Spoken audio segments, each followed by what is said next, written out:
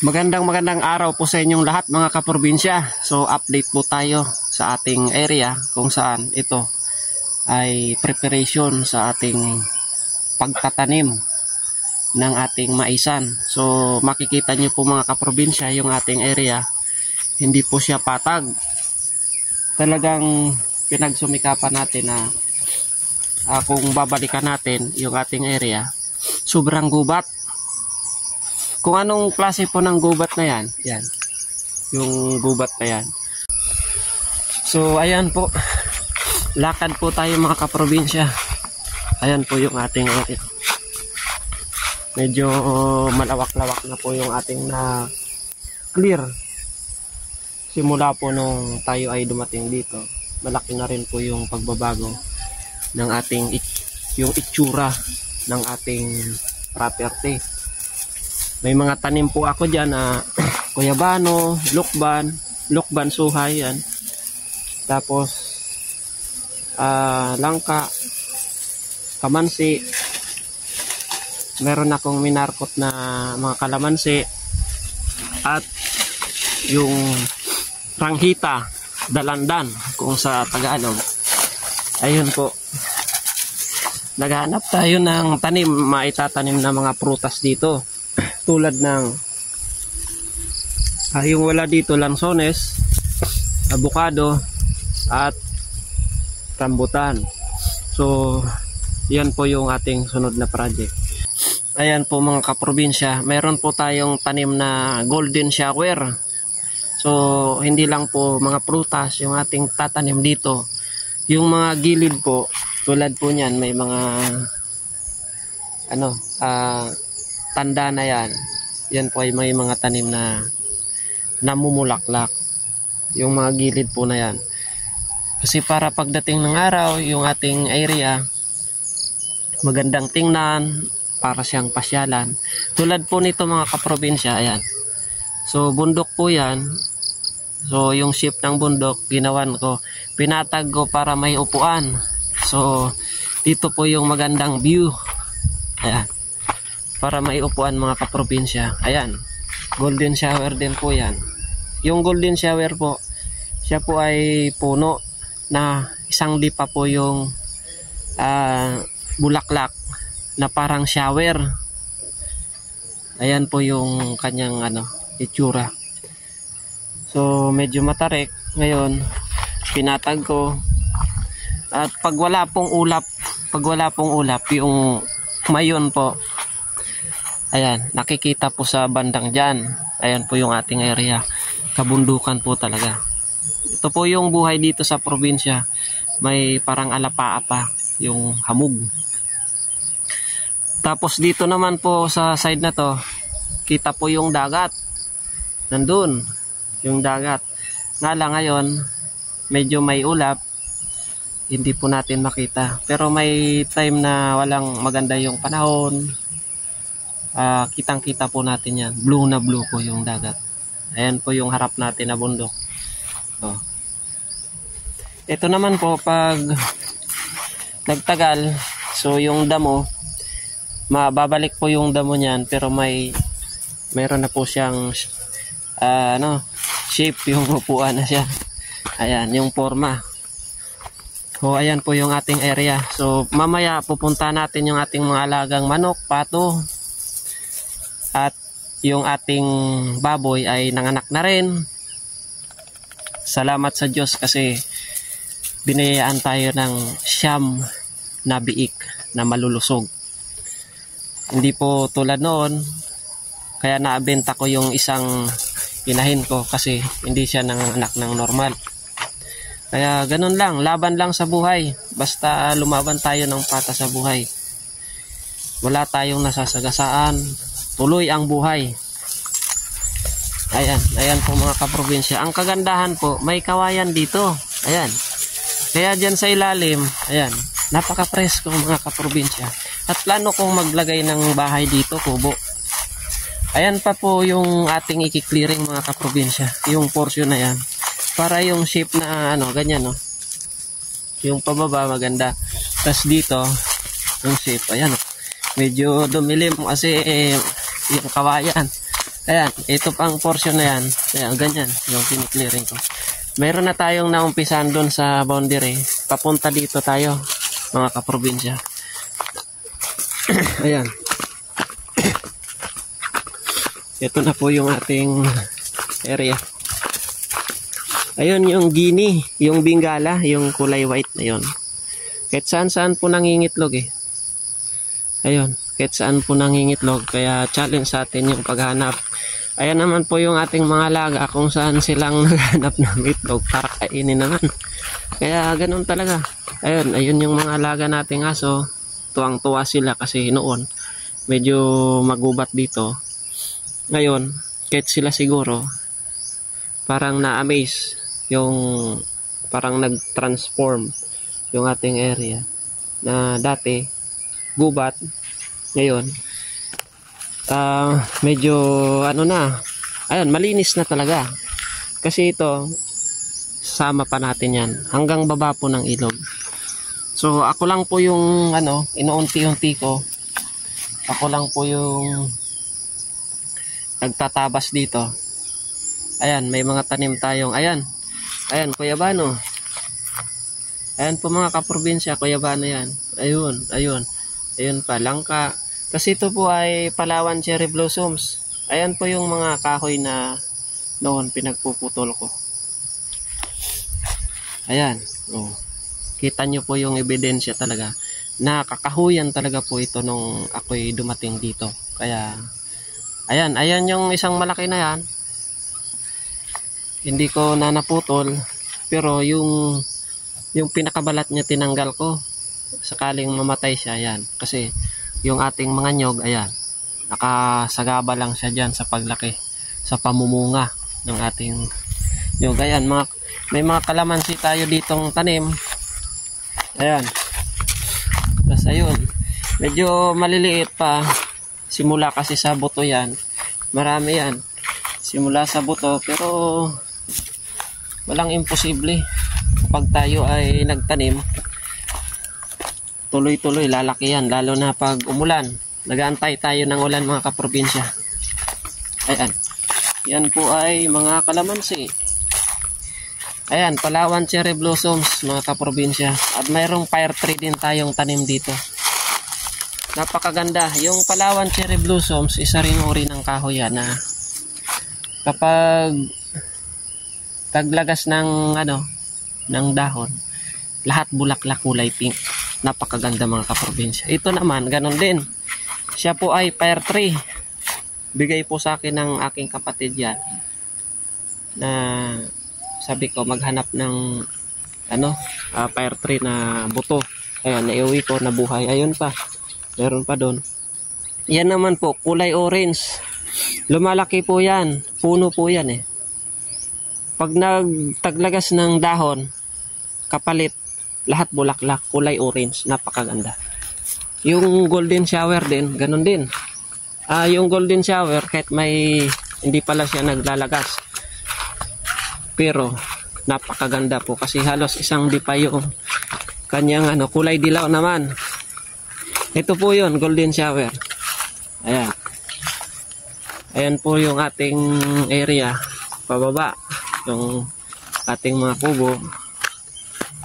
Ayan po. Meron tayong mga tanim na mga nyug. Halos puno na po ng nyug yan. Lahat po ng ating nakiklear na area. Sayang po yung panahon na lumilipas kung hindi natin tataniman. Sayang yung ating pagpapagod na maglinis ng ating area na bakante din naman. So itong portion na ito mga kaprobinsya, halos 360, namomonitor ko yung aking paligid. Kaya plano ko po mga kaprobinsya, ayun yung kuprahan namin, doon kami nag-uuling. Tapos yun yung ating munting tirahan, tahanan. Dito po yung portion na pagtatayuan ko ng aking maliit na kubo. Dito. Medyo patag po kasi dito. Tapos 360, kita ko po yung area. Lalo na pag na-clear ko na yan. Hanggang baba, kita ko na. Tapos yun, kita ko na rin. Ayan. Hanggang doon sa baba. Hanggang dyan. May mga minarkot po tayo mga kaprobinsya na dalandan, kainito, sampalok, at kalamansi. Yun po ang i-intercrop natin dito sa mga nyog para yung ating area ma-maximize.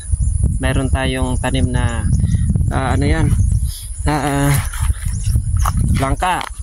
Kung ano-ano po mga kaprobinsya para pagdating ng araw, siya po ay maging malilim pero hindi po gubat yung mga kahoy na hindi naman natin kilala kung ano-anong kahoy lang na tumutubo. At least ito mapapakinabangan natin. Ito po yung Palawan cherry blossoms, lumalaki na po. Ayan isang dipa na. Hayaan lang po natin yun dyan. Pagdating ng araw, mag-iba yung ating itsura ng ating area. Ayan pa po hanggang ilog. Napakagandang i-clear. So ako lang naman po yung nag-i-clear dito. Sinatsaga ko. Ayun yung ating mga kambing, mga kaprobinsya. Konti na lang po yan. Binenta ko na yung iba. Kasi nga po, yung ating pinagawang kulungan, mga kaprobinsya, pag pinasok natin doon sila, isang linggo lang, ubos na. Kaya may plano ako, parami ng parami yung ating pabo. Yung pabo, yung ating ikukulong doon. Dahil konti pa naman yung ating kambing, sila, itali-tali lang muna natin kasi malawak naman pa yung ating area. Yung bagong clear ko doon, tumutubo na yung mga damo, doon ko sila ilalagay muna. Ayan mga kaprobinsya. Puno na ng, Palawan cherry blossoms, mga, mahogany. Kahit mahogany mga kaprobinsya, kinakain nila. Yun ang nagtataka ako kasi, di ba mapait? Ayan yung ating gansa. Ayan po yung ating mga kalapati. Ayan, kahit yung mga nyog, kinakain nila ng kambing. Kaya tinataboy ko sila doon. So, ito naman po mga kaprobinsya, hanggang dito, mamaisan natin. Ganun po kalawak yung ating mamaisan. Ayun po, kung nakikita nyo, yung bago nating kiniklearing mga kaprobinsya, nakikita ko na yung liwanag. Yun. Ayun sa dulo. Ayun. Ayun sa dulo, yun. Tapos yan, yung portion na yan, ubusin natin yan. So, ayan, pakainin natin yung ating kalapati. May itlog na po yan. Na naman. Nang itlog na po yan. Ng ating kalapati.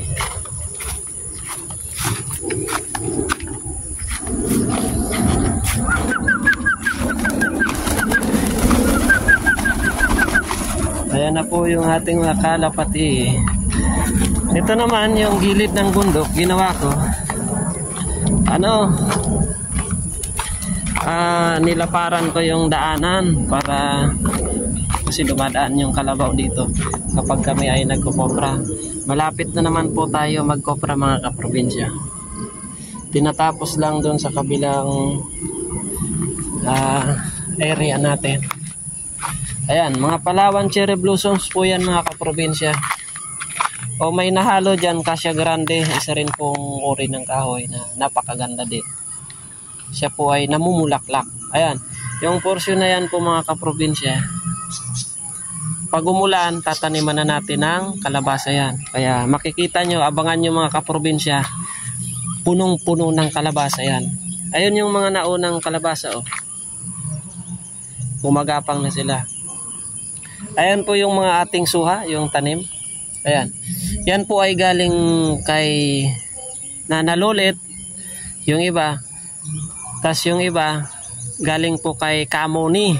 Kay Kamoni, yung driver po ni Dr. Anaidas nung ako ay nagtatrabaho sa ospital. Naging kaibigan ko siya. Binigyan niya ako bago ako umuwi dito ng buto. So ano na yan, yung tanim natin na suha, nasa parang 80 na puno. So yung iba, ayan na po, malalaki na. Ito po yung bahay ng ating kalapate. Yung kasama ko sa ngayon dito, yung aking kapatid na bunso na ayan, nagmu-music. Ayan yung gini. Diyan po sila pumapasok, yung kalapati. So, ayan. Sa natin. May tubig pa naman sila. Mais lang yung ating pinapakain sa kanila. Kaya yan yung dahilan bakit natin lalawakan yung ating area. Kasi nga, marami tayong pinapakain ng mga alaga. Ayan. Maya, bigyan ulit natin. Kasi, pumapasok yung, manok. Yan. Sila rin po. Ayan, ayan na yung manok. Magpapakain tayo ng manok.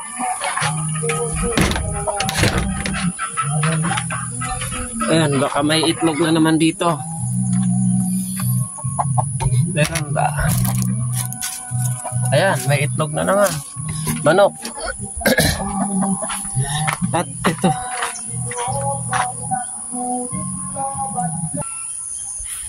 So, ito naman mga kaprobinsya.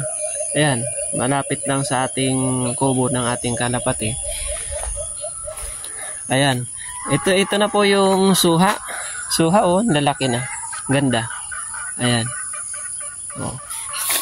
Ayan, may kalamansi. Yan po ay minarkot ko naman. Ayan. Mga minarkot ko po na kalamansi. Marami po yan. Hanggang doon. Ayun pa. May puno pa doon. At ito naman po mga probinsya, yung punlaan natin. Pero yan, walang laman pa yan. Kasi nga, nandito po sa loob yung ating pinunlaan ng kalamansi.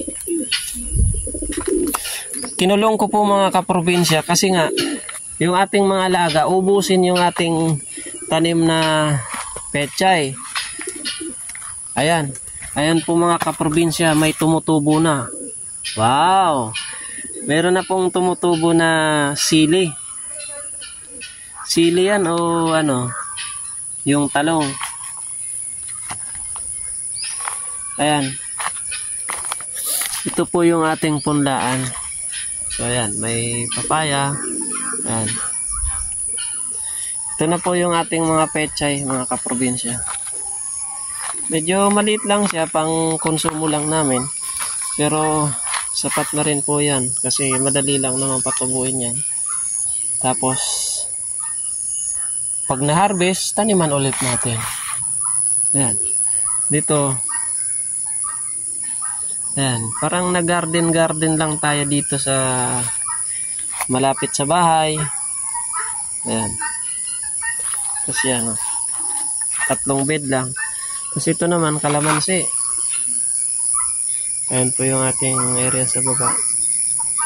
Papakain tayo ng ayan, kalamansi pa. Ayun.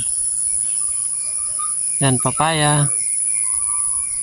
Yun ang kagandahan mga kaprobinsya kapag dito tayo. Ayan. Pag nandito tayo, kahit ano-anong pwede nating itanim. Ayan. Ayan naman yung ating pinunla. So ayan pa. Ito naman sili. Pag sobrang init, tinatabunan ko sila. Bagong ko lang yan, punla. Ayan ang papaya. Yung mga pinunla ko dyan. So let's go mga kaprobinsya. Doon naman tayo sa kabila. Yung portion na yan, yun yung pagtataniman na natin ng sili. Kaya dito, tsaga-tsaga lang mga kaprobinsya. Kailangan daw natin magsipag, determinasyon na yung paniniwala na tayo ay kahit pa paano tsatsamba sa presyo. Man lang tayo makalibre sa mga gulay-gulay, hindi na natin bibilhin.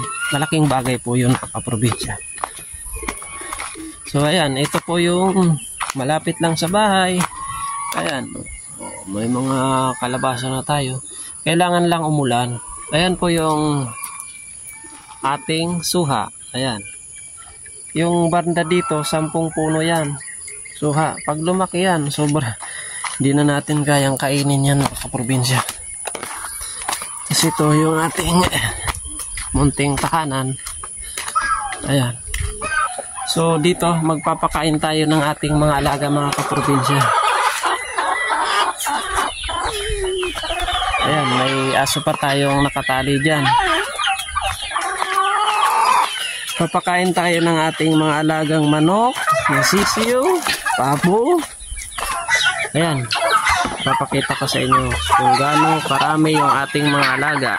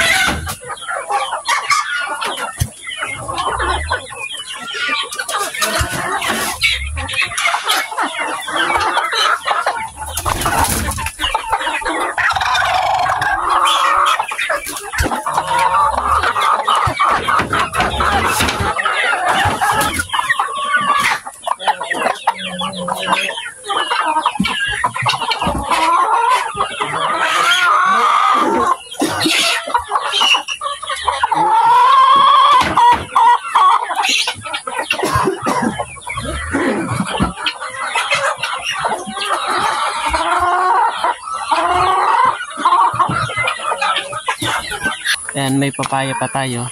Yan po yung sinasabi ko sa inyo na suha na ayan, malaki na. Ayan o. Ayan po yung ating mga tanim-tanim. Ayan po yung sinasabi kong galing sa resort nung kinasal po yung aking pinsan. Eh, nagandahan po ako. Kinuha ko yung buto. Tapos dumami po siya dito. So, yung ating pakakainin dito, may 20 heads tayo dito na ano, ito naman. Dating pigiri po to mga kaprobinsya. So, ngayon, wala nang laman. Kasi, nag-expand tayo dun sa bago. Dun na natin nilagay. So, i-convert na lang natin to sa mga kulungan ng mga manok, sisiyo ng pato, kung ano-ano po. Bingala, may bingala rin tayo dito. O yung gini. So, ito po. Ayan, 20 heads po yan, bagong pisa. Na itik po, itik. Kasi yung pato, gusto ko nang i-dispose. Pero ibibigay ko lang doon naman sa magulang ko. Sa kanya pato, sa akin itik. Ang kagandahan po sa itik mga kaprobinsya, tuloy-tuloy yan mangitlog. Tuloy-tuloy mangitlog. Hindi po sila naglililim. Yan. Inaano natin yung manok kasi gusto pumasok. Ayan. Unlimited sila sa pagkain. So, ayan. May tubig pa naman. Ayan, sasara. Susunod na naman mga yan sa atin. Oh, ito. Ayan. So ayan, dito natutulog yung kambing. Pero pag may marami na tayong harvest na tawag niyan, mais, diyan i-convert po natin yan sa bodega ng mais. Lalagyan lang natin ng dingding. Ayan po mga kaprobinsya, marami na naman pong pangtanim na yung mga namumulaklak na yan. Ayan, daming pangtanim naman. Naglalaglagan lang. Tapos nabubuhay sila dyan pag tagulan, lalo na pag tagulan. Tapos lipat naman natin. Tapos dito yung gripo.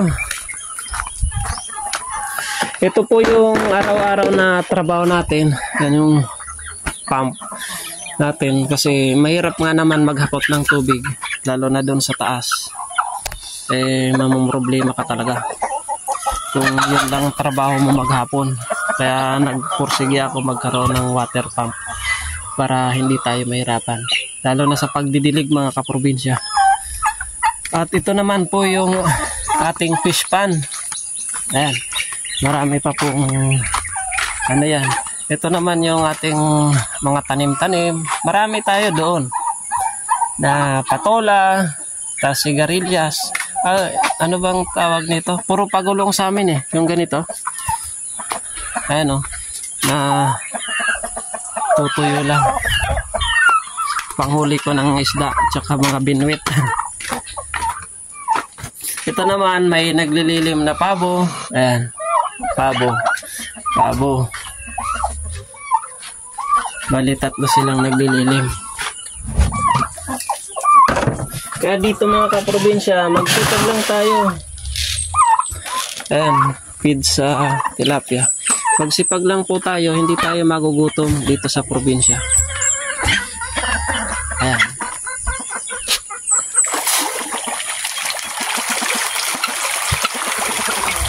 Ayan po yung ating mga... Mamaya mamiminwit naman yung aking kapatid. Hindi na kami bumibili ng pangsahog sa mga gulay-gulay o pipritoin lang namin, ulam na. Ayan. Ayan po yung ating mga alaga. Mamaya dagdagan natin naman. Ayan. Mamaya pakainin ulit natin yan. Tulad yan, bayabas. Napakarami ng hinog na bayabas. Oh. Ayan. So, papakain tayo ng ano. So, kanina, kinuhanan ko ng itlog na yung ating mga itik doon. Konti pa lang ngayon yung nangingitlog. Pero kaya tayo dahilan, ba tayo nagpaparami ng itik? Kasi i-dispose natin itong mga pato. Marami tayong pato. Magtitira lang tayo ng kahit 5 para tagalilim ng itik. Ayan. Tapos dito may itik pa tayo dito. Ayan yung wantosawa sila sa langoy. Tapos yun yung sa tulungan yung ating mga itik. Tapos dito naman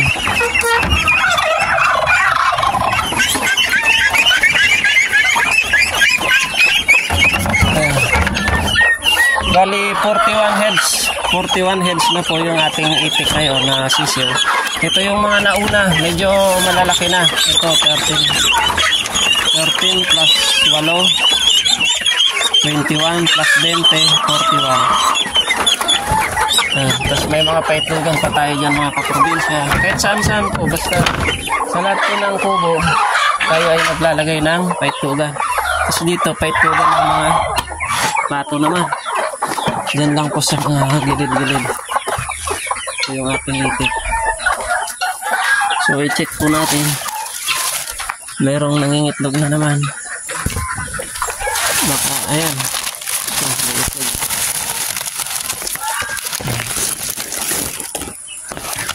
Itlog ng pato, 6. Ayan, may manok pa. Ang kakaiba, ang babait ng ating mga alagang aso kasi pag nasa gubat, makita nila itlog, kainin nila. Pero pag dito, hindi nila kinakain. Siguro alam din nila na alaga natin. Kaya ganun. So ayan, dyan tayo naghahasa ng ating itak.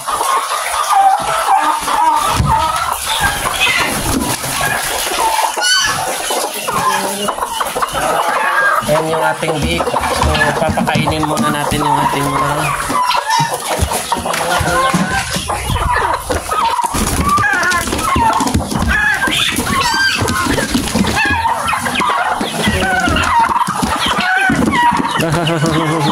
ayan, nagsisiw na sa mga kaprobinsya. Ayaw na nilang ang gugulo nila mga kaprobinsya.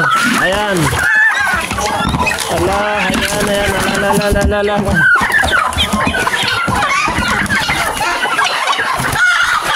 Dito tayo.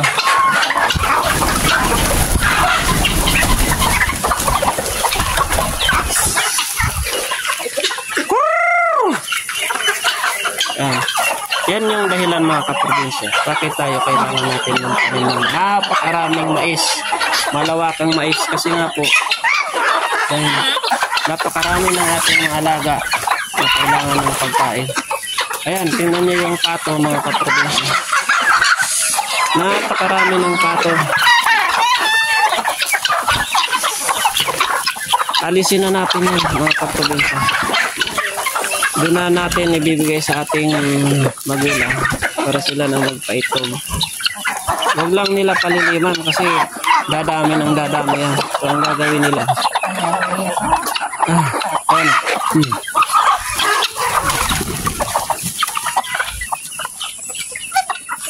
Ang gagawin nila, papaitlogin lang nila. So, dito ako natutulog mga kaprobinsya kasi nakaduyan lang. Gawa nang meron tayong biik. Ayan.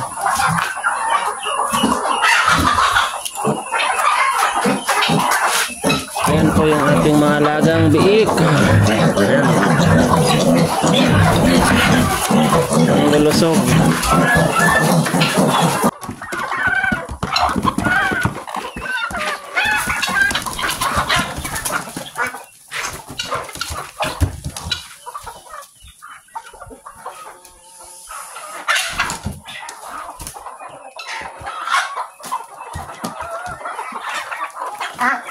Ayan po, may gini tayo. Ayan.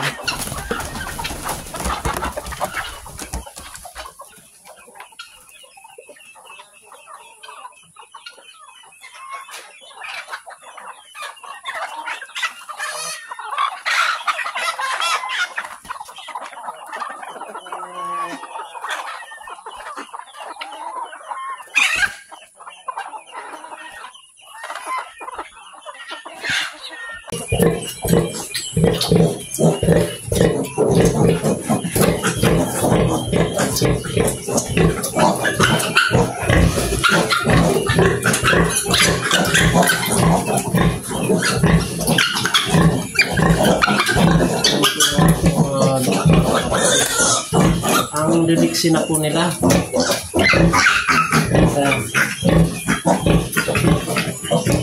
Nine heads po sila. Salamat naman po kasi nag-labor po yung ating labor na normal. Ayan. Unang panganak pa lang niya yan. 11 sana po. So lumabas yung dalawa patay. Kaya pero pasalamat pa rin tayo kasi may siyam na buhay. Siguro sa tagal na nailabas niya yung biik niya, namatay na sa loob ng tiyan. So maselan po talaga yung panganganak ng biik. So yun, dasal-dasal lang, swertehan lang po yung buhay. Kailangan manalig ka lang sa Panginoon.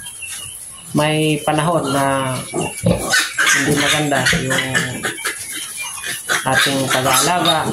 Hindi naman lahat ganon. Mayroon naman na panahon na para sa atin. Tulad po niyan. Ayan, ang liliksi na po nila. Mahal pa naman po yung baboy sa ngayon. Pero noon kasi, nung marami akong baboy dito, bumagsak yung presyo. Pero hindi pa rin tayo nawala ng pag-asa. Kaya hindi tayo nawawala ng baboy kahit papano. May isa pa rin tayong inahin na tira. Dati, po yan?